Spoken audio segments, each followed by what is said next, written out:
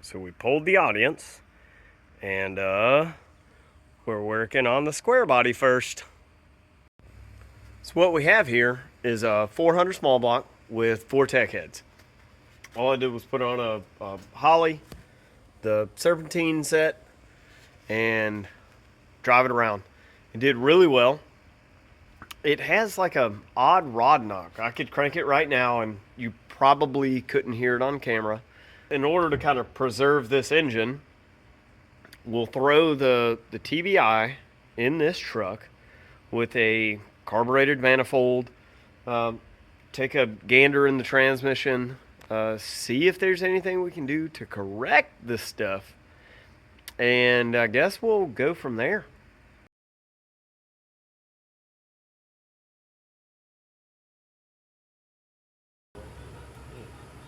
Yeah.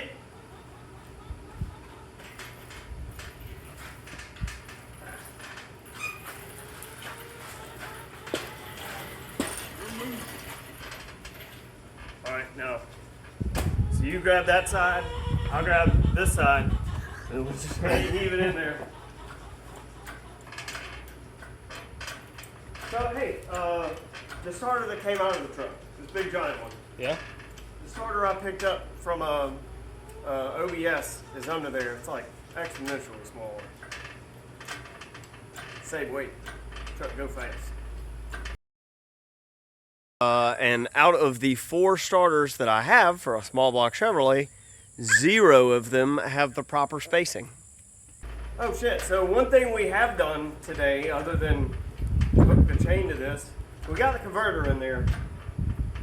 So we'll end up with a worn out transmission and a brand new converter.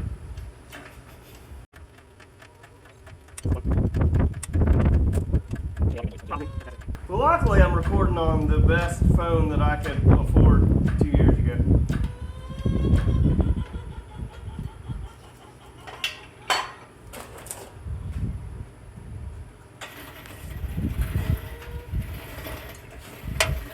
I gotta come up just a hair.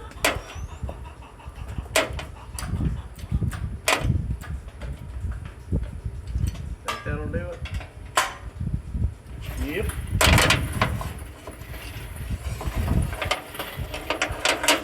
Our next step's very important. Release all the tension. Right now, immediately.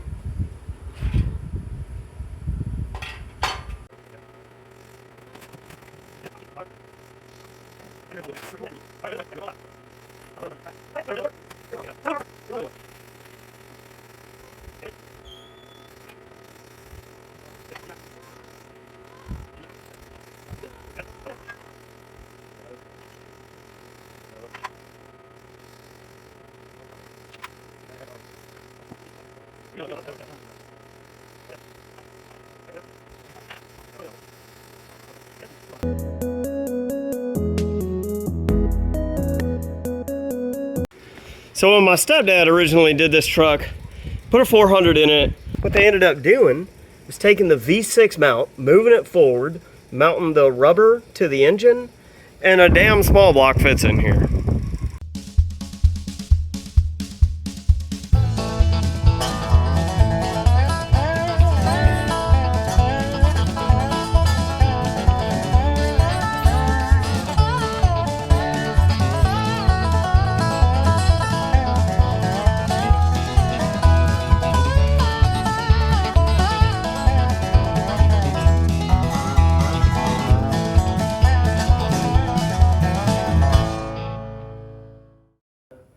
Got the engine in, got the trans connected.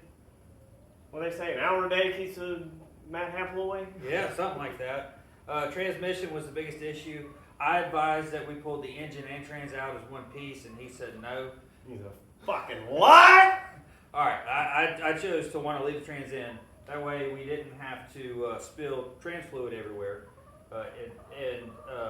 That was good in theory. However, the trans mount, unbeknownst to me, Yeah, bad. same. So the trans, while it was sitting there alone, scared probably, it slipped and it tilted. We had a strap underneath it to hold it up, but still it had slipped and it was tilted. So we had to straighten that out, get it all pushed back up. Yeah, we had to keep shoving it forward because there was no trans mount to hold it exactly where it needed to be. So we still need to get a trans mount ordered. It's ordered. Okay. And a rad. Yep. We did install the Jegs budget. When I say budget, man, I mean budget, dude. It was $217 mailed to my house for a 2600 stall to put in there. Which on bone stock 350 should be okay. I mean, yeah. So it is a swirl port TBI 350. So it's not a drag engine by any means. It makes all of its power below, above. Okay, so it doesn't make any power, but it does it. It does something. Yep. And I think it'll be, the converter will help it out. You know, I've got good faith in this engine that we pulled. It came out of a Cadillac, so it's the greatest thing in the world. Yeah. It was hit on both ends, so it made it all the way to the scene of the crash. Yeah, it was, I mean, it looked like two poles had squared up on it.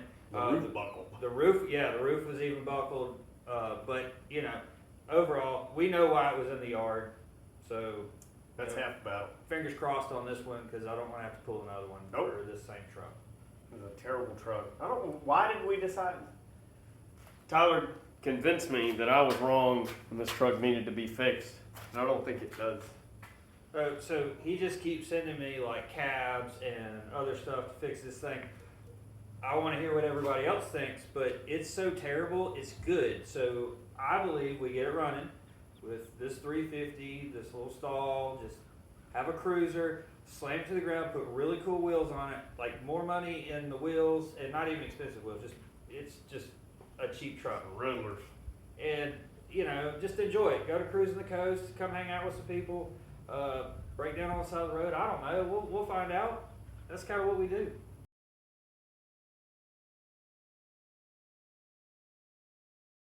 So we're gonna have to put a pin in this one. I had something else come up. I needed the driveway space, but I'll at least let you know where we finished off.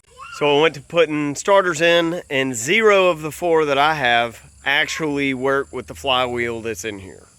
Something I probably should have thought about beforehand, but I didn't measure it. So I knew I was gonna have to wait at least a week for a starter that will work with the flywheel here.